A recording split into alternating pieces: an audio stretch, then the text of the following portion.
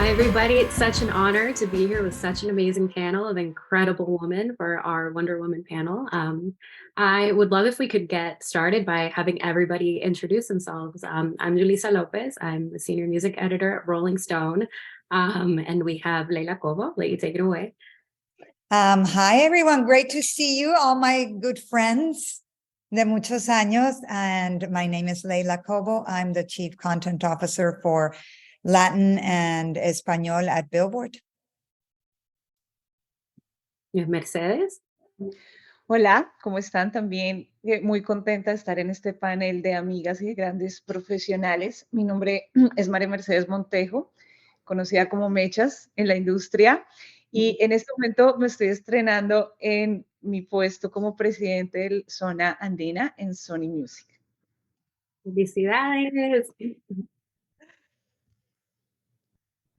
Mía.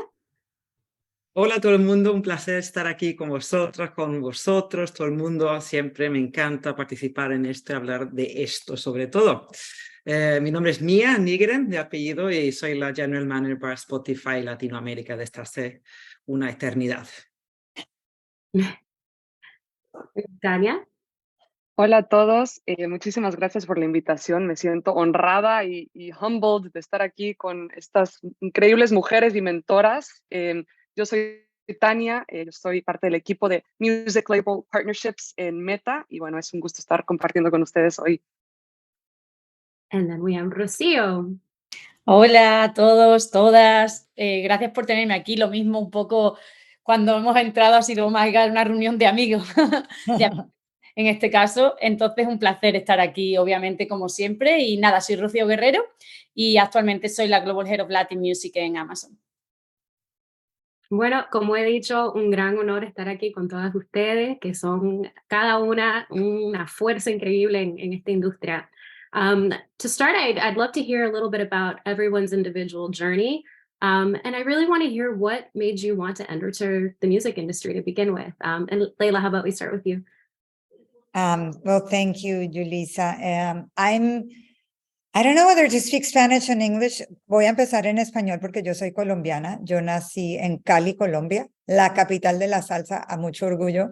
Y creo ahorita que ya he crecido, me doy cuenta de la grandísima influencia que una ciudad como Cali tiene sobre una persona.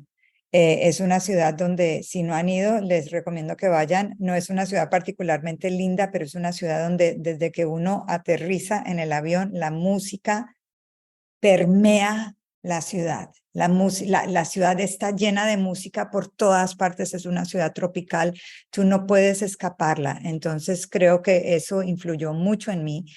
Soy pianista clásica, eso es lo que estudié inicialmente. Soy graduada de Manhattan School of Music en Piano Performance. También soy graduada en periodismo y realmente mi trayectoria fue buscar una manera de unir las dos disciplinas. Cuando ya tomé la decisión de no seguir una carrera como pianista era, okay, the other thing I love is writing. I have to marry the two things. And it was very unplanned and unpremeditated and very kind of naive and young and let's go write about music. Yay, let's see what happens kind of thing. And then the universe just starts to take care of you in a way.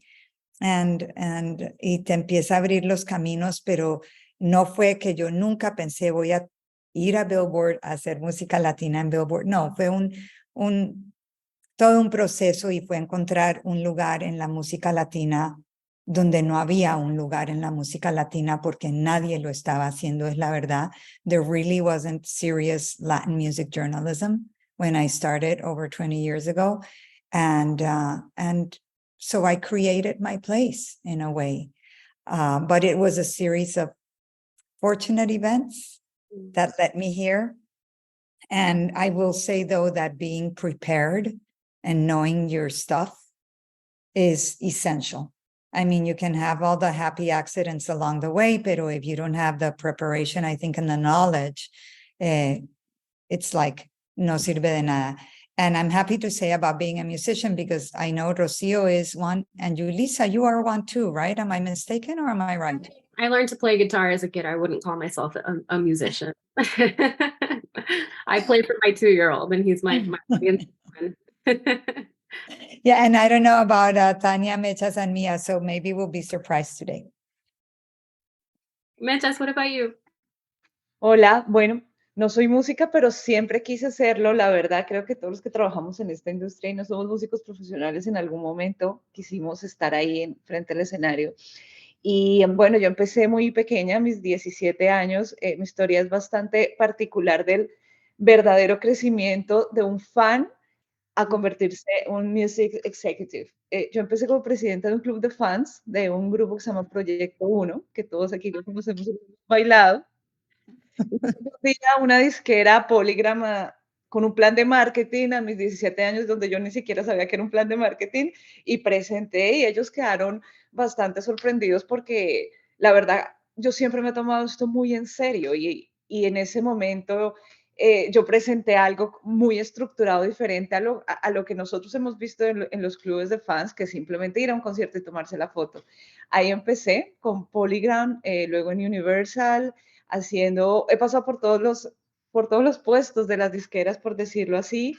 Estuve en el departamento de televisión, departamento de prensa, después pasé a EMI, también fui jefe de prensa en EMI, después Cadiscos, que era la licencia de Warner Music, cuando pues pasó esta crisis en Colombia de los sellos, finalmente se abrió Warner Music, tuve la oportunidad y la fortuna de abrir Warner Music en Colombia hace 12 años, nuevamente bajo pues el nombre, y ahora pues hace 1 mes y medio soy la presidenta de Sony Music Andes, una carrera de más de 20 años que he visto todas las transformaciones, he visto las inclusiones de mujeres hace 20 años, y todos los que estamos aquí lo sabemos, la participación femenina existía, pero no estaba tan fuerte, tan presente. Creo que ahora esto ha cambiado, no solo en tecnología, no solo en la forma de consumo de música, sino también en esa inclusión.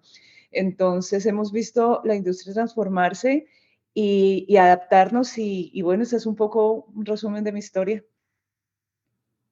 Mia, me encantaría oír tu historia. Sí, claro. A ver, yo no toco nada que produce música, pero música or music has always been a really big part of what I liked and what I followed since I was a kid, a little bit more than maybe anyone else that I had in my immediate environment.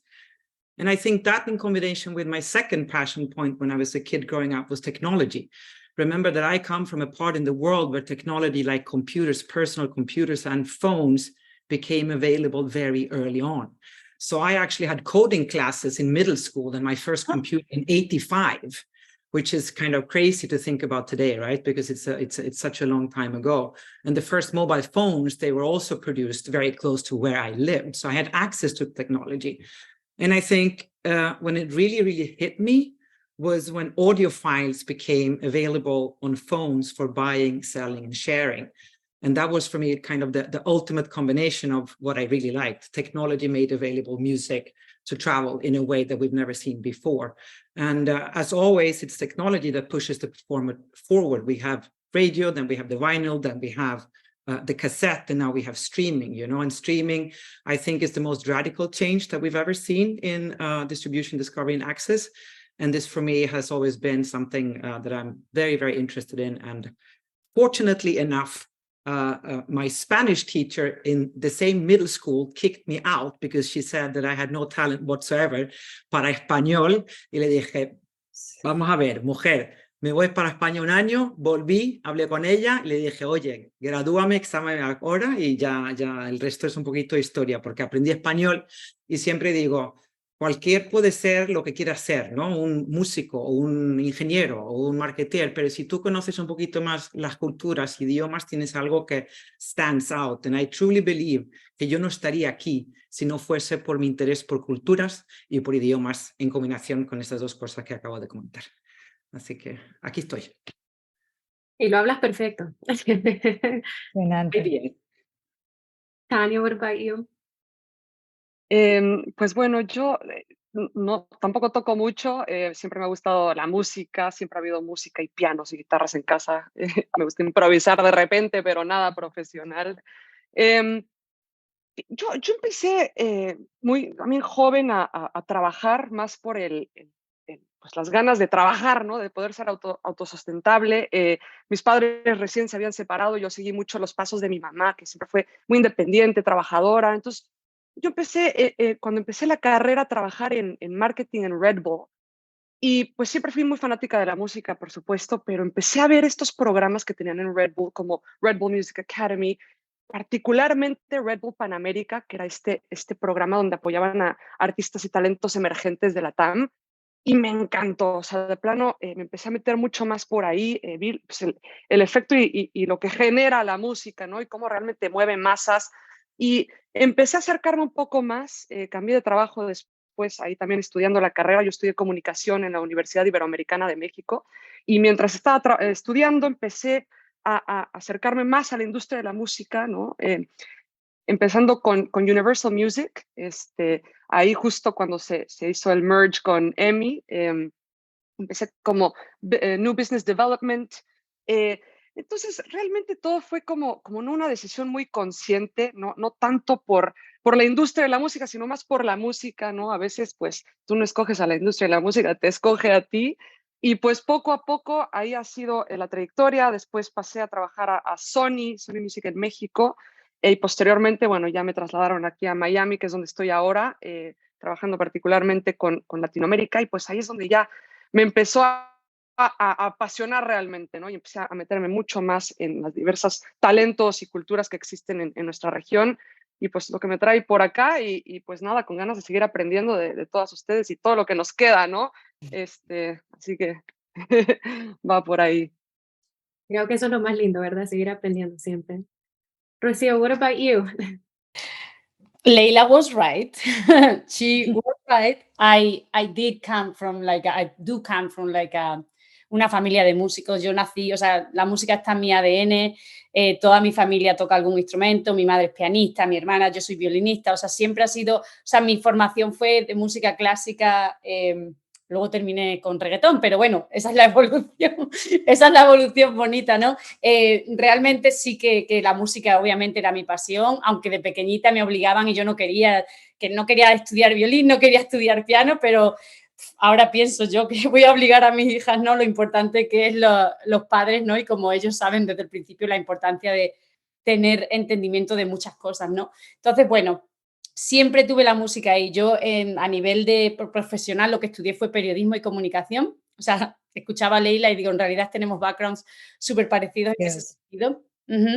Entonces yo siempre quise como mezclar esos dos mundos. No sabía cómo lo iba a hacer, no tenía ni idea, porque la verdad yo creo que ninguno salimos de la carrera sabiendo qué vamos a hacer, pero empecé a viajar. O sea, yo viví en Brasil, viví bueno, en Suecia fue después, pero viví en Londres, viví en Francia, en muchos países, además de España, soy española. Y eso junto con mi pasión por la música y por la comunicación y el contar historias, pues fue lo que me llevó a estar donde estoy hoy. Yo empecé haciendo periodismo, yo era periodista en televisiones, en radio, y fue después cuando ya empecé en Spotify, que es cuando me di cuenta que, hablando un poco de lo de mía, ¿no? La innovación, product, tecnología, mezclado con música, pero para mí más bien que la parte de coding y del tech era la innovación, que es algo que es esencial en mi ADN también, el probar cosas nuevas, cosas diferentes. Entonces estuve muchos años también, como Mija bien sabe, en Spotify. De ahí ya me pasé a Warner, que estuve un tiempo trabajando con Mechas. Me llevó un poquito más a lo que era el core del music business, y luego ya me volví a mi pasión otra vez, que es realmente innovación, producto mezclado con música, y por eso estoy en Amazon Music ahora, ¿no? Pero realmente sí, de siempre supe que iba a trabajar en este mundo. Es muy natural para mí, la verdad. Yeah, it's interesting how sometimes it's not even a conscious decision. It just sort of happens, and I think that's how it was for me. I didn't plan to be a music journalist. I grew up in Washington D.C. My family's from Nicaragua, and for me, music was always just a way I organized the world around me. Right? I think it's such an incredible lens to understand the world culturally, politically, socially, to understand struggle and to understand self-expression. And so even when I wasn't really chasing it. I was trying to do other things in journalism too. And then it just kept coming back to music. And luckily for me, you know, by the time that I came up, these doors had already been opened by people like Leila. And I think there was an opportunity there to really go forward and to tell these stories, which I think is the beautiful part of this business. So I want to hear a little bit about what continues to drive you and inspire you. Como hemos visto, cada una tiene una carrera increíble, impresionante. ¿Qué es lo que la sigue motivando? And maybe we can start, we'll do the other way. We'll start with Rocío. You got me off guard there. No, I mean, for me, you know, when things get challenging, because they do get challenging sometimes, and this happens to everybody, right? I always try to tell myself how lucky I am to be in a position in which I can actually be the change I want to see. And that sounds probably like a manual, but I mean that. Like, I try to tell myself it is a privilege that I am here today, that I can diversify the Latin music industry, bring more women to the workforce or to the marketing promotion opportunities. And, you know, I think that's an important message that I want to give my daughters too, right? Like, if you want to see something, you need to be part of that change. And I do remind myself this every day, to be honest. When I see things that are a little like, I feel a little stuck, I'm like, a lot of people would love to be in this position in which you can implement change and influence society with music. Like, how lucky are we really to be able to say that? So yeah, I think that's for me, the ability to support women and the ability to give Latin music the spot that it deserves in culture globally, basically. Absolutely. Tania, what about you? I love what you said, Rocio. It really resonates with me as well. I'm focusing every day on being more intentional with every action that I do. And that itself is already really like motivational, ¿no? O sea, me inspira mucho decir, como dices, o sea, poder ser el ejemplo. Y yo les agradezco muchísimo a ustedes y a todas las mujeres que han peleado y que han abierto todas estas puertas, y creo que también existe una labor importante de sostenernos, ¿no? O sea, creo que está increíble poder abrir la puerta, pero ¿cómo nos sostenemos? Porque como dices, it gets really challenging every single day, y está bien, está ok, o sea, está bueno podernos recordarnos y decirnos entre todas como, si necesitas ayuda, no te preocupes, si necesitas tiempo, tómalo. Y creo que hay un montón de cosas que todavía nos corresponde, y me siento yo particularmente motivada en continuar tratando de lograrlo todos los días, como celebrar la diversidad, ¿no? Todas las diferentes culturas, voces que existen, no nada más entre nuestros equipos en la región, en todo el mundo, y poder darle voz a todas esas comunidades marginadas, ¿no? Que también tienen mucha música, y que, como dices, el poder de la música realmente mueve masas. La música siempre ha sido culturalmente presente, detona, ¿no? O sea, te muestra en qué periodo del año y de la vida estás, ¿no? Y la música siempre está presente, y es de las cosas que más mueven. Eso me motiva mucho, o sea, realmente creo que juntas y juntos podemos lograrlo. Creo mucho en la diversidad, en inclusión, en poder ayudar de la manera que sea posible con las herramientas que tenemos, ¿no? Me encanta también lo que decía Mía, ¿no? Del tech. Y claro, yo ahora me siento pues privilegiada de poder estar del lado de Meta, ¿no? En tech, con música, porque me doy cuenta de lo rápido que va el mundo, de la cantidad de herramientas que tenemos para poder conectar y hacer un impacto, ¿no? O sea, yo no soy una experta en AI ni en IT, pero puedo llegar a la persona que sí es y conectarlo con alguien más para poder hacer como ese cambio. Entonces, eso me emociona mucho, aprendo mucho de mis colegas todos los días, creo que es bien importante escuchar, y como dice Adam Grant, que es un escritor que me ha estado gustando leer últimamente, como think again, ¿no? Pensar de nuevo todos los días, porque todos los días algo cambia, hay algo nuevo por hacer, y ser intencional con eso. Entonces eso me tiene motivada, y pues vamos a ver qué podemos ir haciendo. Mia, I'd love to hear your perspective. Sure. I mean, we have all seen the growth of Latin music in the world. We've all participated in it closely, all of us here.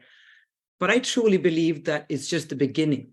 We haven't understood how important and influential it actually is, and how much will still come from this part of the world and from everything that's coming out of this region and the Spanish-speaking language cluster and the music that comes here. So I'm very, very motivated to see what's going to happen. I believe that we're big, and it has become very big from a volume point of view, but I do still think that there's a lot of room for revenue participation to come. I think that is very, very important also for the business, so that we reach the levels to get the acknowledgement and the possibilities to keep investing and keep innovating from this part of the world. And that also keeps me going, of course. I think it's very, very cool that the Latin music industry is punching over its weight, and it will continue to do so for the unforeseeable future, in my opinion. And also a little bit what you talked about, Rocio, innovation for me is super important, and it is so interesting, and it motivates me to show the world that innovation, global innovation, can come from anywhere, particularly the parts of the world that are maybe less developed, or however we want to call them, because I see that every day, that so much is coming out from the least expected places. So I think, you know, the Spanish-speaking side of Latin America, of course, also Brazil, there's so much coming out of here that will hit the stages pretty soon, if it's not already there. And last but not least, and I think I realized this pretty late in my career, the importance of us women getting together like this, and also encouraging and helping the younger generations to take the stage. We paved the way, but we have to be very intentional and deliberate about how we help. Not only like getting together, but really giving them the tools and giving them the space. I came from a part of the world, again, that, you know, it was very, you know, en términos de igualdad, Suecia es un país avanzado. So I've had a lot of fortune to be around strong women and strong friends. And I realized that that's not the case all over the world, and particularly maybe not here. And again, I think I realized that late in my career, and that keeps me very motivated today, keep helping the younger generations and also encouraging them to raise their voices. María Mercedes, ¿qué te inspira a ti? Bueno, a mí me inspira seguir aprendiendo, seguir teniendo estos espacios colaborativos que mis colegas en este momento justo lo están mencionando, lo que dijo Rocío, lo que dijo Mía, Tania, esos espacios que se están abriendo cada vez más, donde yo también pueda empoderar a mi equipo, donde también traigamos más mujeres a la industria. Me inspira también saber que puedo dar más y que, como dijo la ganadora del Oscar, de esos recientes Oscars de Mejor Película, que nadie te diga que tu mejor momento ha pasado. Nosotros no tenemos un techo ni un tope, ni porque eres mamá o porque tienes una edad o porque no eres mamá o porque te casaste o porque no te casaste. Nuestro momento siempre estará vigente y la verdad que eso es lo que me inspira y me motiva también, incluso poder llevar ese talento colombiano, peruano, ecuatoriano, explotarlo al mundo y poder decir sí se puede, de mujeres, y eso para mí es súper importante. Leila. Wow, being last has its advantages and its disadvantages, doesn't it? You have a long time to think about things. I'm at a personal level, I'm very discovery driven and I'm very restless. So I'm the kind of person that gets on a plane and does talk with the person next to them. And I get in a cab and I talk with the cab driver, and I love hearing these stories, and I love like, oh my God, really? That it's that, oh, I didn't know that. Like, I love that. I love like discovering things that I didn't know. And I think it translates to my professional life. I'm very restless. If I have an extra hour in the day, I'm like, oh my God, what can we do that we haven't done before? Like, let's write a book. I mean, I'm not saying it, I don't mean to be flippant, but that's how those projects happen. I'm like, I need to do something more. Like and so we start a book, and yes, it takes 2 years to do, right? But it comes from that place. And the way it translates to work is we're always looking, and I'm speaking here as a we, because I'm thinking at a Billboard level, we work very much as a team, and we're always thinking, what else can we do? this is like a perpetual conversation. And I have to mention this because it's so apropos to what we're doing today. We have our Women in Music event that we do every March 1st. And this year we had 3 Latinas in there, which is the most we've ever had, which is a personal mission to always integrate more Latin into the whole, because that's how I see Latin music and Latin women and everything we do. It's part of the fabric. And in May 6th, we're going to have our first ever Latin Women in Music. And that's a big and very bold step for Billboard, because it's taking a franchise of ours that's very successful, and that I think in a normal company, people would say, let's not touch it. But we're taking it and we're creating a sister event that's just for Latin music. And it's the kind of thing that on the one hand, you think, why do we need a Latin Women in Music? But on the other hand, you're like, there is so much music created by Latin women. There are so many executives, and there's no way that we can get to all of them in my other event. And we need a platform to highlight these women on a steady basis, year to year. And I cannot tell you how exciting it is to be programming this event and trying to think, okay, how are we going to have big stars in here, but also emerging artists, and also artists that represent different cultures, and be able to come to it again and again every year. And I think that these platforms are essential. They're essential. I always used to think that talent trumps everything, and that if you have talent and drive, you cut through, and that you do it even against all odds. But it's not true. You need to have these platforms also, so that people can see the talent in the same level that they see other talent. I don't know if I'm making sense. But this event is very near and dear to me, and I'm very excited about it. I hope it's a big success, because I think it's going to be a whole new avenue for Latin women to be heard, and in a non-traditional setting also. That sounds amazing. I think for me, one of the things, and Leila, you kind of touched on it, that continues to be inspiring is just remembering that in kind of every piece of what we do and every piece of music, there's such an incredible history and a story behind everything. And I think trying to kind of, I think when you're in the music business, it can be really easy to just focus sort of on the top line headline of what's happening. But I think this industry becomes endlessly inspiring and moving and emotional when you really get under and you understand the different stories, that these are people, sometimes many people under one certain trend, and I think that always is what motivates me. I want to talk a little bit about maybe a breakthrough moment for each of you. Rocio, you kind of touched on, sometimes the business can be a challenge, and I think we've all had moments where we're kind of going on a trajectory and then things maybe don't go as planned, or things are different. I wonder if you can each maybe share a moment where you kind of had a breakthrough moment, or something that you felt really propelled your career forward. And we can swap this time again. So Leila, I'd love if we could start with you. Well, listen, I'm going to start at the very beginning of my career. So nothing to do with the music industry, because it didn't, but this is what set me on my path. And it was thanks to a woman. I was in Los Angeles. I had gotten a master's from the Annenberg School at USC in communications. And I had just gotten married, and I was, came from Colombia, and I was looking for a job, and I really didn't know what I was going to do. I had worked in television. I had worked in radio at KUSC, actually, which I loved, classical music radio. But I was very lost. I really, I was sending resumes everywhere, and I had done an internship. And I'm telling this story because it's an example of how networking and how other women can help you, and how mentors can help you. And I had worked at Telemundo as my internship when I was at USC. And I had met this woman.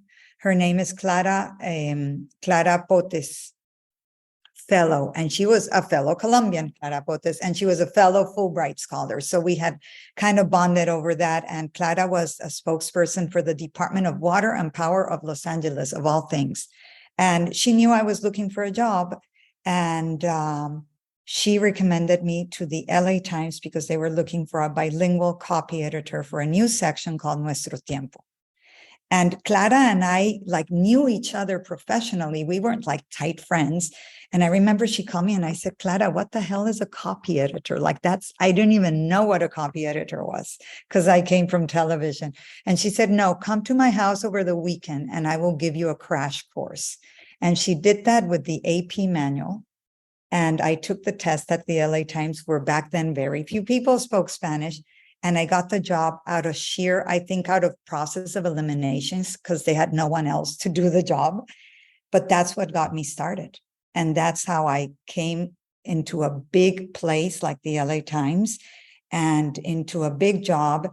And I found people there who were happy to let me write about music, which is what I wanted to write about. And that's how my career started, really. And I always say, if it weren't for Clara Potes, man, I would not be here. And I am eternally grateful. And she is a woman, and she had no interest in helping me, in the sense that fue algo completamente desinteresado. Ella no ganaba nada ayudándome. Y a mí me parece, con el paso de los años, que eso fue tan lindo y tan generoso y tan todo, que I really try, when people say, oh, my student wants to speak with you, I always say, sí, que me llamen, porque I feel that I owe a huge debt of gratitude. I don't know where I'd be without that. I'll probably be working somewhere else, but I don't think it would have been the same career. María Mercedes, what about you? Bueno, yo puedo decir que algo que cambió mi vida y que me puso en un panorama un poco más regional fue cuando firmé mi primer artista en Warner, que fue Manuel Medrano. Cuando nosotros abrimos Warner en el 2011, pues fue una operación inicial de vamos a ver qué pasa, después de venir de una licencia, el mercado está cambiando, el urbano viene muy fuerte, pero yo estaba firmando mi primer artista que no era urbano, totalmente pop, que lo vi en un bar, que él literalmente él mismo se enrollaba sus cables de guitarra, y fue una apuesta muy grande que en ese momento Íñigo Zavala, que era el presidente de la región, creyó en eso, porque todo el mundo firmando reggaetón y todo el mundo diciendo, es que esto es lo que está pasando en Colombia. Yo dije, no, vámonos con Manuel Medrano porque algo va a pasar. Y en ese año que llevaba yo en Warner, en esa nueva operación, menos de 2 años, pasan los Grammys, se ganan sus 2 Grammys, viajes, España, giras, todo pasó tan rápido que realmente eso me cambió mi vida, y es algo que yo se lo digo constantemente a Manuel. No solo me cambiaste mi vida, sino que a partir de eso Warner creció muchísimo, los artistas empezaron a vernos a nosotros como una opción para firmar en ese momento, y seguí firmando artistas, y pues esto fue como de verdad un determinante en mi carrera que me ayudó muchísimo y me puso como en ese spotlight regional de esa apuesta que pudo haber salido también mal, porque no era, repito, no era un género que estaba siendo popular en ese momento, pues en charts o estas cosas, y logramos muy grandes cosas con él. Y tú te lo creías, and it was right. Ya, de verdad que totalmente convencida, como decía, yo me lo tomo muy en serio, y pasaron, por supuesto, todo esto fue un trabajo colaborativo con México, España, Argentina, todo, Estados Unidos, pero de verdad que sí fue una apuesta, y ahí es cuando uno está convencido y uno tiene esa pasión y lucha, hace que las cosas pasen, y la verdad que Manuel a mí me cambió la vida. Uh-huh. Mia, your career has spanned many countries, many places. I'd love to hear about a breakthrough moment. Yeah, absolutely. So, for me, aparte de la cabrona de la profesora de español que me sacó de clase, I think the most important thing that has propelled me forward definitely has to do with what you just mentioned. I never hesitated once when I was given the opportunity to move country and continents with my family. And that's not an easy thing to do. If you look at statistics, very few people actually do and dare, particularly if you're a woman, if there's a woman behind that initiative. But for me, it was always part of, my life, myself, my interest. And when you start doing it, again, with your husband, if you have, with kids, if you have, it's incredibly rewarding. It's the most interesting experience that you can have. I think it's easier, actually, to move and travel with kids because they introduce you into society in a very organic and nice way. So I always encourage anyone that has the opportunity, don't hesitate, don't be afraid, do it, because definitely for me, I think it has been the most important thing that has nurtured my professional opportunities. And it has not always been career moves upward. It has been a lot of career moves that are collaterales. So think about, for me, it was always about collecting these experiences. And obviously, being in parts of the world and understanding, as I mentioned in the beginning, not only the language, but the culture is so important. So if you can, if anyone listens to this, do travel and don't hesitate if you're with a family. It's the best. I feel like you're speaking directly to me because I lived in Germany for about 4 years, just me and my husband. And then we moved back to have a baby. And now I have a 2-year-old. And now I think about it. And I'm like, I would love to live somewhere else again or try that experience. And I'm like, it would just be too difficult with a child. But this is The other way around. It really is. motivating me. Tania, what about you? A breakthrough moment in your career? Sure. I mean, I resonate with what Mia said, in spite of not having kids, really. But I think that the most, or a key moment in my life was when I moved from Mexico to Miami. I mean, my family, of course, all of my family lives in Mexico. And I was very excited. I always wanted to live somewhere else, and I continued to desire to try something else. I want to try Europe. I want to try different countries. But there's what I really learned here is how you can adapt in a new place without like necessarily relying on the people that you see every day. So one of the things that I started doing when I first moved into Miami, thinking, I don't have any friends here. I don't know anyone. So I started to think, okay, what can I do to connect with my community? And I started, investigating, okay, who are like the local media outlets who's doing stuff here in Miami? And that's how I started collaborating with a lot of the people that I really admire locally, like Isabella Acker from like Prism Creative and Tigre Sounds, who's doing incredible things for the community. And I started working with a lot of people with like indie labels here in Miami. And we created this event to support women, actually called FemFest. We did this like 5 years ago or 6 years ago, right when I had moved in. And I realized this is a really nice way to connect with the people, to the places that you're moving into. This, in spite of the challenge of, feeling a little nervous, anxious, of not knowing anyone, ¿no? Sin realmente tener como una base sólida, a lo mejor acá en este lugar nuevo, me sirvió mucho poder tratar de hacer algo creativo, proactivo con la comunidad. Y bueno, eso además ayudó también a conocer más gente y poco a poco, irme haciendo una vida fuera de lo que es el trabajo y de la gente que veías diario, ¿no? Pero más allá de eso, yo creo que realmente breakthrough moment, pues es todos los días, ¿no? Y lo que estamos viviendo ahora, o sea, we're living really uncertain times, ¿no? Like in the world, in the industry, in tech, I think that every day it requires us to be very resilient, to find ways to keep you motivated, rely on your coworkers, help someone else. I found it really helpful when I'm feeling anxious in the middle of the night, a million thoughts, and am I going to make it to tomorrow? What's going to happen tomorrow? Sharing these feelings with someone else and trying to help someone else, because I know that I'm not the only one going through this. The world is going through this. So I think that I really think that every day, is a breakthrough moment in my career and in my life. And I think that we have to continue seguir adelante, encontrando maneras and to support each other and keep going. I think that's an incredible way to live, to see every moment as the breakthrough. I love that I'm not the only one who's up at night with a million thoughts in her head at 3 a.m. saying, oh, what am I going to do now? We can chat at 3 a.m. anytime. So, sorry if you hear a screaming baby in the background. There is a really, really upset, angry baby, and I can hear it, but she's fine. She's not in danger. But and I don't have my headphones, so it's probably likely that it's gonna come through.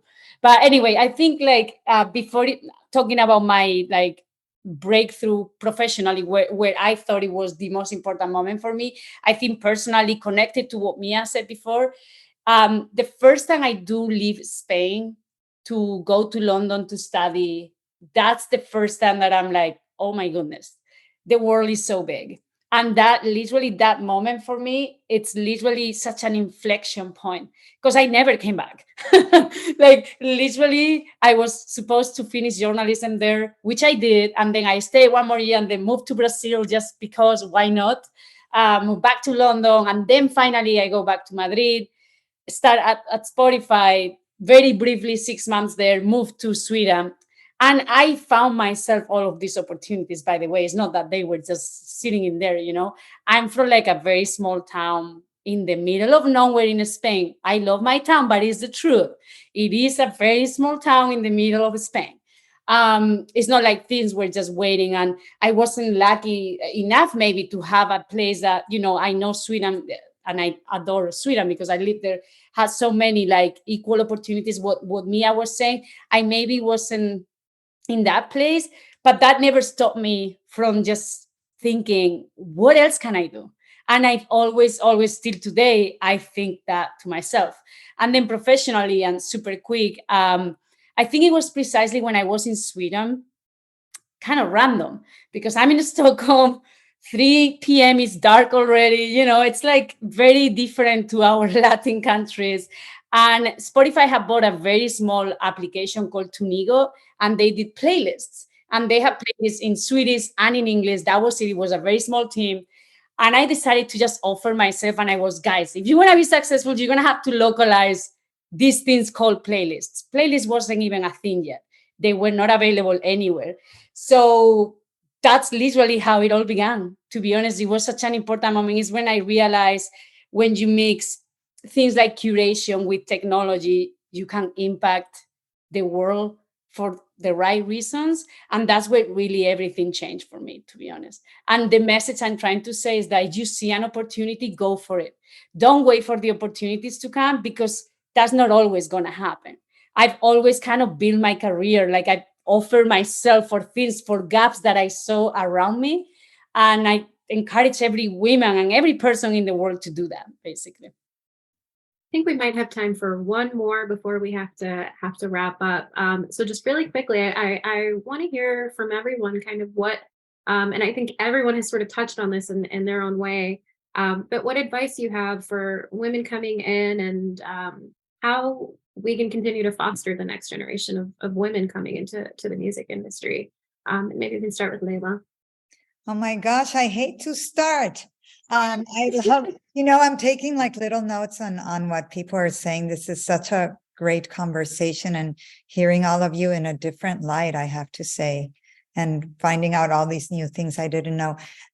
My big advice, I'm very basic in my advice, but I really believe in that. I think you have to work hard. I think you can't be afraid of work, and you have to be willing to kind of roll up your sleeves and do everything, like not think, oh, this is beneath me.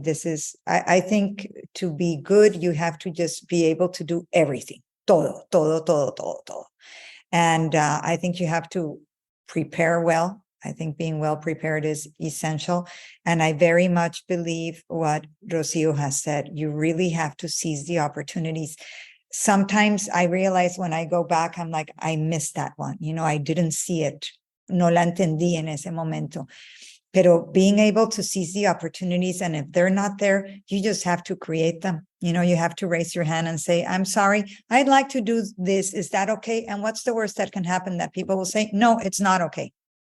And you can't do that. Okay. And then you find a place where you can. But if the opportunity is there, if the situation isn't there, you have to create it, or at least you have to offer a solution that's palatable. But it's on you. Really, it's on you. It's nice when people help you, but I would say 80% of the time it's on you.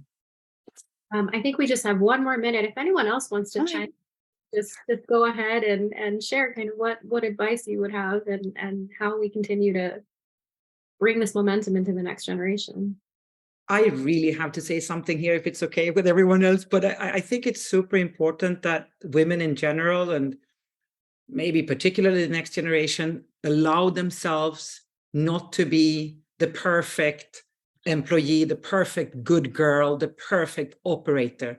Girls, allow yourself to be strategic, visionary, brave.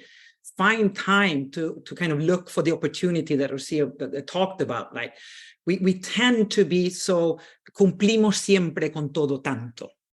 No? And sometimes just like find the space, and it's okay. Unfortunately, being an ambitious woman can sometimes be perceived as being an annoying woman, particularly in male-driven environment. But forget that. Find your space and time to be visionary and brave and have some fun. You don't have to be the perfect good girl all the time. I want to add one thing, and I think actually Mia said this at another time. Listen to advice. Like that is something we don't always do perfect, and especially when you're starting.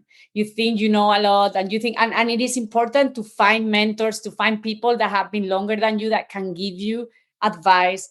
Take that, put it into action. I think that's one. And then work ethics to me has always worked. Be nice to people, be kind to everybody. It will come back to you. You need to be kind, respect everybody, think big, no limits. That's all I wanted to say. Tania and María Mercedes, anything to add before we wrap up? Sí, también siguiendo con esa línea de discurso es ser auténtica y arriesgarse a eso. Yo muchas veces veo, nosotros cuando hablamos de las mujeres en la industria de la música siempre nos referimos a ejecutivas, pero cuando hablamos de las personas que hacen mezclas, productoras, son muy pocas. Las personas que están en los conciertos, tú sigues viendo mucho presencia masculina. Y es porque de pronto dicen, no, es que una mujer no puede estar montando un escenario, o una mujer, son muy pocas. María, por ejemplo, que es una productora bien importante que está en Estados Unidos, pero en este momento no tengo en el radar otra, porque siempre ella está como la referencia. Entonces, es arriesgarnos. Esta es una industria grandísima, amplia, desde ejecutivas, empresarias, managers, artistas. Entonces, es tan grande nuestra industria, tan potente, tan poderosa y que nos permite integrarnos que no es solo quedarnos en eso, en la ejecutiva que está, que somos nosotros, estamos en la oficina y estamos empoderando, porque al final nosotros de alguna manera siempre empoderamos a nuestros equipos, pero también va más allá, es generar toda esa industria de las mujeres más allá de un récord o de un record label, de una plataforma, es toda la industria. Tania, last word. I mean, I resonate with everything that these fantastic ladies have shared, and I just wrap up with, let's remember the why, no? O sea, like Rocío was saying, we got to be the example, we got to continue to set the example, and I think we should, continue to work together for that and help each other out. And I just want to thank you again, because your words, ladies, really, really, really help us younger generations, and I know that it will help everybody listening and beyond. So thank you for sharing. Well, thank you to all of you again. I think, like Tania just said, this is inspiring and incredible to be with you guys and to hear all these stories. I think this is, for me, kind of what drives me and what excites me, and I think keeps so many young women going. So a big thank you a todas. Muchísimas gracias. Y a ti, Julyssa, and you're doing such a tremendous job at Rolling Stone. So Gracias. Thank you. Bye. Thank you, Leila. Gracias.